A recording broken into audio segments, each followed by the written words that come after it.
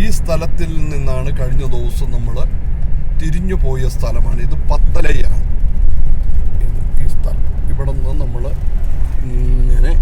നമ്മൾ വലത്തോട്ട് തിരിഞ്ഞു പോയി. ഇപ്പോൾ നമ്മൾ നേരെ പോകുന്നത് കാഠ്മണ്ഡു റൂട്ടാണ്.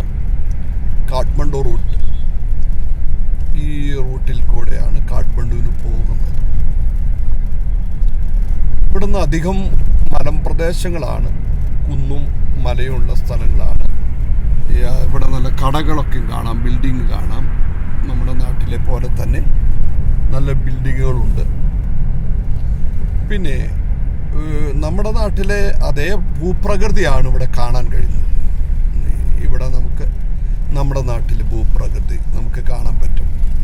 ഇവിടെ ചെക്കിംഗ് ഒക്കെ ഉണ്ട്. ഇവിടെയാണ് അധികം ട്രക്കുകാർ വിശ്രമിക്കുന്നത്. അവിടെ യാത്രയിൽ വിശ്രമിക്കാൻ നല്ലൊരു സ്ഥലം ഇവിടെയാണ്. ഇവിടുന്ന് മുൻപോട്ട് പോയാൽ മൊത്തം മലമ്പ്രദേശമാണ്. അത് നിങ്ങൾക്ക് രണ്ട് വശത്തും മലയാണ്. ഇവിടെ വന്യമൃഗങ്ങളൊക്കെ ഉള്ള സ്ഥലങ്ങളാണ്. ഇവിടെ വന്യമൃഗങ്ങൾ ഉണ്ട്, വന്യമൃഗങ്ങളൊക്കെ ഉള്ള സ്ഥലങ്ങളാണ്. ഇവിടെ എഴുതിയിരിക്കുക കരടിയെ, പുലിയുടെ ഒരു പിക്ചർ കണ്ടില്ലേ? ഇവിടെ പുലിയുണ്ട്. രാത്രികളിൽ ഇവിടെ പുലി ഇറങ്ങുന്ന സ്ഥലങ്ങളുണ്ട്. ഈ റോഡ് നല്ല റോഡാണെങ്കിലും കുണ്ടും കുഴിയും ഒക്കെ ഉണ്ട്. ഇവിടെ ആൾതാമസം ഇവിടെ കുറവാണ്.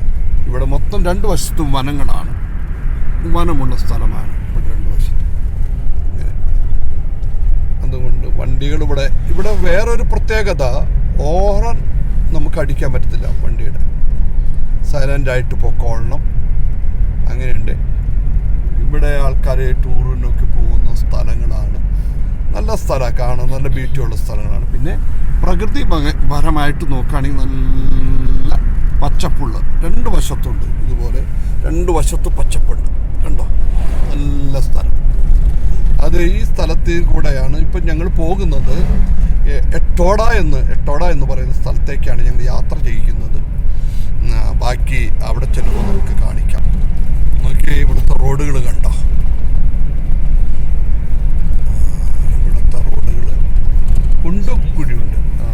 ഇവിടെ 40 കിലോമീറ്റർ വേഗതയിലല്ലാതെ വിടാൻ പറ്റത്തില്ല. ഇവിടെ ബോർഡ് എഴുതി വെച്ചിട്ടുണ്ട്. 40 കിലോമീറ്റർ വേഗതയാണ്. ഇത് രണ്ട് വശത്തും ഞാൻ മുന്നേ പറഞ്ഞ അതിൻ്റെ തന്നെ ഭാഗമാണ്. മുൻപോട്ട് വളരെ സ്ലോയിലാണ് വണ്ടികളെല്ലാം പോകുന്നത്. ഇവിടെ 40 കിലോമീറ്റർ വേഗതയിൽ വണ്ടി വിടാൻ പറ്റത്തുള്ളൂ. ഇവിടെ ഇടയ്ക്കിടയ്ക്ക് ക്യാമറകൾ ഫിറ്റ് ചെയ്തിട്ടുണ്ട്.